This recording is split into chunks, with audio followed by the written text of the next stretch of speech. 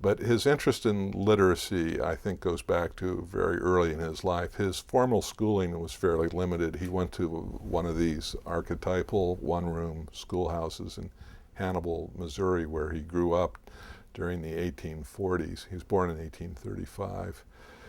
I don't think he continued in school past roughly the age of 12 or 13. There's some uncertainty about exactly when his schooling stopped, but around the time he was finishing his schooling, he took up work as a printer's apprentice in local shops in Hannibal. He worked for a fellow named Joseph Ament for a while, who ran a local newspaper, and then his older brother Orion, who's about 10 years older than Sam Clemens is his real name, of course. He ran some newspapers, and Sam worked for both of these men at different times and spent a lot of time in print shops, a lot of time composing or compositing pages for newspapers. And he said later in his life that a big part of his education came from reading as he was setting in newspapers. And he even wrote some sketches and stories that went into the papers. But there was a lot of borrowing among American newspapers in those days. They'd get papers from other towns and just basically copy the stories and reprint them without asking for permission, which incidentally is how a lot of Mark Twain's own stuff later circulated in the West. He would publish stories in Nevada newspaper and they'd get picked up and reprinted in almost every paper in the West Coast. But he did an enormous amount of reading in the process of doing the work. And I've been giving some thought to this question of his interest in the alphabet, and I think it probably has a lot to do with the actual physical work that he did of setting type, because every word that went into a story he had to set by hand, which meant reaching into the fonts where they kept the individual pieces of type and picking out the little brass characters to set into the trays and compose the lines and put together the stories. So that he had to have been aware of the difference in the lengths of the words and the spellings of the words, and probably groaned audibly when he dealt with wordy writers and writers who used long words when short words would do, because he was very concerned with the speed that it took, or the time that it took to put these stories together. It all had to be done by hand. And as a matter of professional standards, they measured everything by the number of lines that they could set, the printers that they could set in a certain length of time. They expressed it in lengths. I think the term they used was M's, how many M's they could set in an hour. Later in his life, when he started building up wealth, he became interested in investing in an automatic typesetter. And he referred back to his early days as a printer in making comparisons between the speed at which the typesetter could set the words and the speed at which manual typesetters could set the words. So he was acutely aware of the need to make language efficient and to set the type. So he's got his hands in it, so to speak, rather than just automatically writing at one level. He grows up in his early days actually having to deal with letters and sounds and spelling in a physical, really concrete way. Yeah. How does it come about? Well, he said something that I think is very profound, that a person who can read and has no particular advantage over someone who can't read.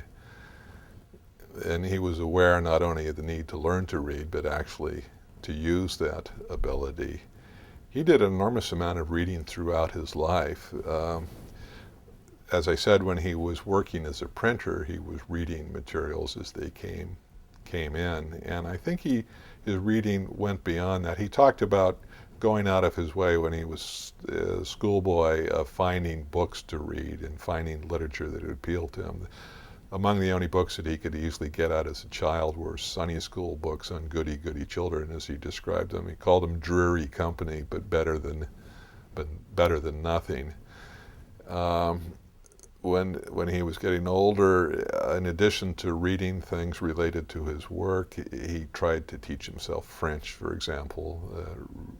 He was reading novels and reading history. History turned out to be one of his favorite subjects throughout his life. You say tried to teach himself French learning French through a book. through a book. Yeah, You say tried as if he was He- successful, or he, not really. not really. Um, I'm aware of his trying to learn at least 3 other languages. Can you give me some background on his relationship with Carnegie? You've read this address at the dinner given to Carnegie? Yeah. That sound like him? Oh, absolutely.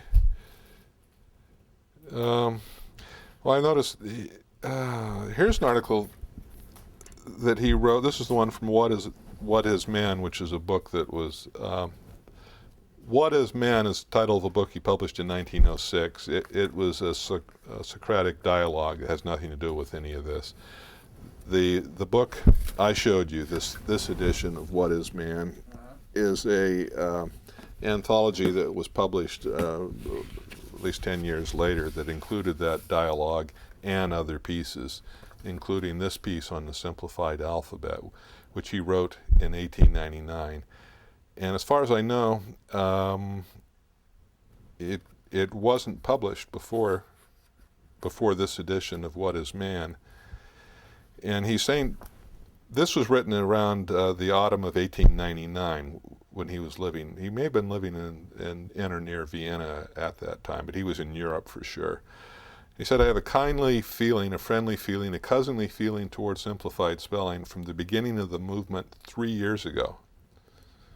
So that puts an approximate date of 1896 on it. But nothing more inflamed than that. It seemed to me to merely propose to substitute one inadequacy for another, a sort of patching and plugging poor old dental relics with cement and gold and porcelain paste. What was really needed was a new set of teeth, that is to say, new alphabet. So as early as 1899, he'd already, in his mind at least, disassociated himself from the simplified spelling movement and was interested. But this wasn't published. Right. So my inference from this is that it wasn't a major issue in his mind. I mean, he was always concerned about language and spelling and orthographies and related issues, but it wasn't something that he was anxious to campaign for. He had other things that he was doing. Have you seen this piece from? No, I haven't. Well, I can give you the printout. That would be helpful. So, okay, so that actually fits in my sense of him saying, okay, well, I'm a casual signatory to the simplified spelling stuff, but it doesn't move him. I mean, Well, 1906 was a busy year for him. 1906, 1907. There were other things going